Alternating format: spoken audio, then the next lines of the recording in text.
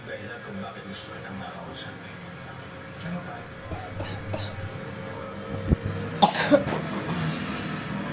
Last month, kung ko lang nalaman na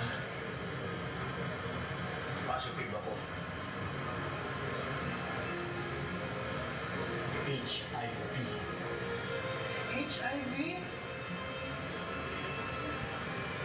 Ano yun?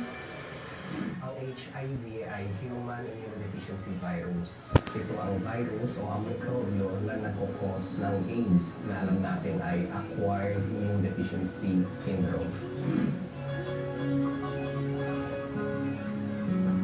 Sa simula, ang tao may HIV ay usually nagpo-positive niya sa isang blood test, no?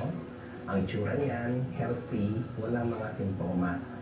Compared dun sa taong sinasabing may AIDS, ang kanyang inaatake ay ang ating resistensya ng katawan ng tao.